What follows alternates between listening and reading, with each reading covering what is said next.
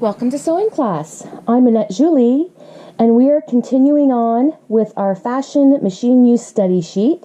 This is part number 2, and we were just talking about number 14, are bobbins, bobbin cases, and presser feet generally interchangeable between brands? No, they're not.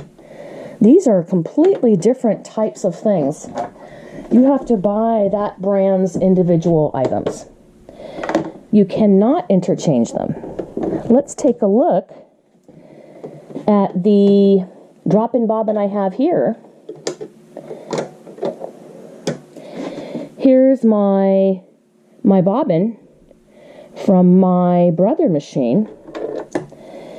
And here's the bobbin from a Juki machine. These two are completely different sizes. They would not work to interchange. You cannot interchange these bobbins. Let's take a look at some of these feet over here. Here's the presser foot on my machine. And here's some zipper feet for a Juki machine. None of these are interchangeable whatsoever. Okay, completely different parts from machine to machine. So number 14 is no. Do all lock stitch machines use a bobbin case? Well, this is a lock stitch, straight stitch machine, and this brother that I'm using, it does not use a bobbin case. This is a bobbin case, okay, and here would be the bobbin that goes in it. But this is for a Juki industrial machine. Here is the brother machine, which is a home sewing machine, and I have to drop that bobbin in. So my thread's going counterclockwise. Gonna go ahead and bring it in there. That's ready to go. I just have to pull this up from the top. This is a drop-in bobbin.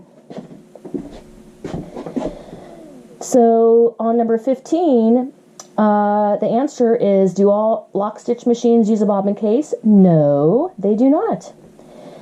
And then number 16, do bobbins have a separate tension plate? So on this bobbin case,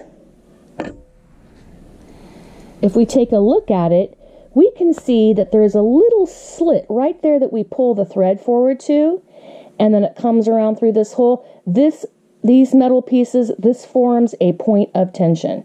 So we have our separate tension plates in our bobbin case. Also too, down here in our drop-in bobbin, where the bobbin sits, the thread goes through several layers of metal next to each other. Those are other tension plates. So number 16 is yes, bobbins have a separate tension plate. Number 17, how do you know for sure which side is the top of the bobbin case? Well, if we take a look at this bobbin case from that industrial sewing machine, what we can see is a hole at the top. We can take that out and you can see that hole clearly cut in there. That's the top. The needle has to come down into the bobbin case and pull the thread up. So if we look at that, here is the top of that bobbin case. Okay? So number 17 is, you know which is the top of the bobbin case through the hole, and the needle comes down and pulls out that thread I was saying through that hole in the bobbin case.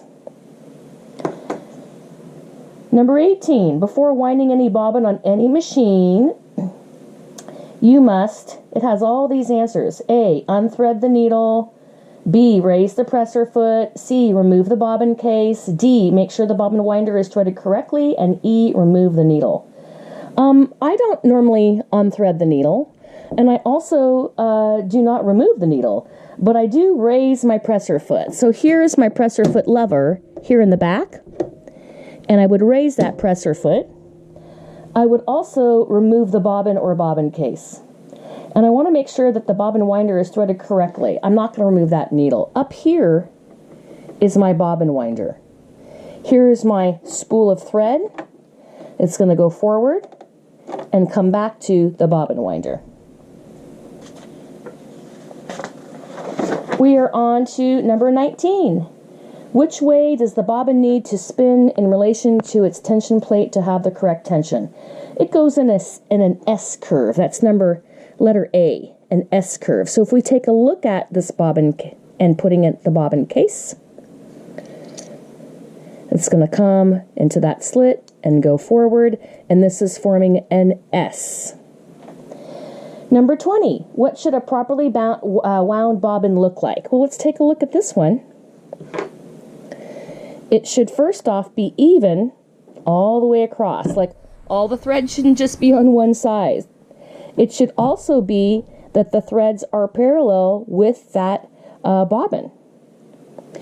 So it's also wound nice and tight.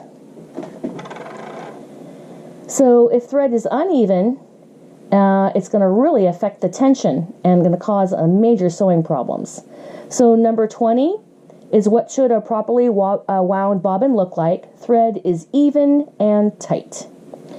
Number 21, what do you need to do with any bobbins, bobbin cases, presser feet you bring to the classroom or you just purchase on your own, you have at your house? You need to show them to me.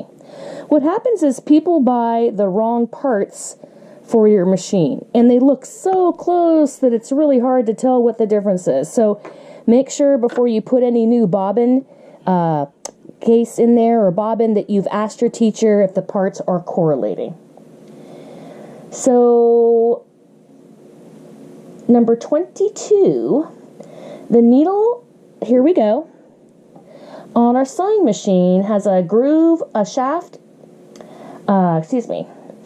the needle shaft has a groove on one side and a dip surrounding the eye of the needle on the side opposite the groove. Which side is the front of the needle? Well, as you'll find out in my next video, the front of the needle has a long groove going up and down, and I can actually pluck this. My thumb fits into that needle. So that slit and that groove are forward, so I can thread from front to back. So the needle shaft, number 22, the answer is the long groove. So in the next video, you will be continuing on and listening to the rest of the questions and answers. This is Annette Julie, and I'm stopping here at number 22. I look forward to talking to you at the next video. Take care.